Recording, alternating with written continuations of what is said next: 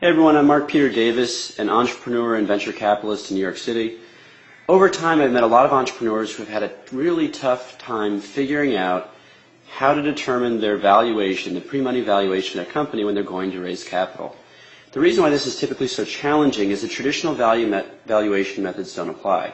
Discounted cash flows, multiples, and otherwise don't work when there are no financials, revenue, or profits to really measure. So how do you figure out the right pre-money valuation for your company when you're going to raise cash? Well, I'm going to help you figure that out right here. So the thing that most people have trouble with, or what they're familiar with, is this equation. You do a pre-money valuation plus an investment equals a post-money valuation. The pre-money valuation in this equation, this is the typical VC math, is the actual value of the company as a standalone entity. You then take in dollars of investment, and when you add those together, it gives you what we call a post-money valuation. So to make the math simple, if your company was worth $5 million and you took $5 million in investment, it would be worth $10 million after the round.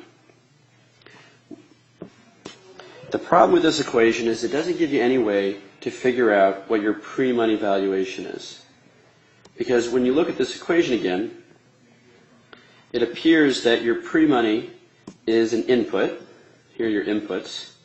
And you have an output, which is your post. Your pre-money and investments are inputs, and your outputs are posts. You usually know what you're going to raise by the end of the round. But the pre-money is just this amorphous number that has a tremendous impact on your ownership in the company, but yet there's no way to really determine what it should be. So here's how VCs think about it. It's a little different. They turn the math on its head, and they make pre-money an output of the equation. So what they do is they look at the investment required, how much money you need to typically take the business 18 to 24 months out, how much they would own of the company. They might own, X percent, 20, 30, 40%, whatever the arrangement is you strike with them, which to you is your dilution. And that division gives them the post-money valuation.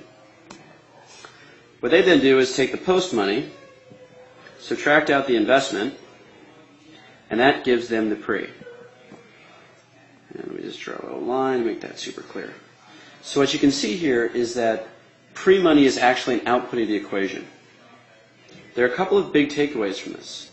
The first big takeaway is asking what your pre-money valuation is, or should be, is usually the wrong question. The question you should be really focusing on is how much money you need to run the business for 18 to 24 months, and how much ownership you're going to give to your investors after the round is done. Those are really the two variables that go into the math. The second implication of this is that when you're having discussions with investors, you shouldn't really be talking about the pre-money. You can if that's the way the conversation is shaped. But the real conversation, the real metrics that people should talk about, again, are the investment dilution, which is the way that everyone else in the room is thinking about it. So if you tell people you need $1 million, you're going to give away 10% of the company, you can quickly divide through and get a post-money valuation, and then your pre will fall from there. I hope that helps clarify a little bit of confusion.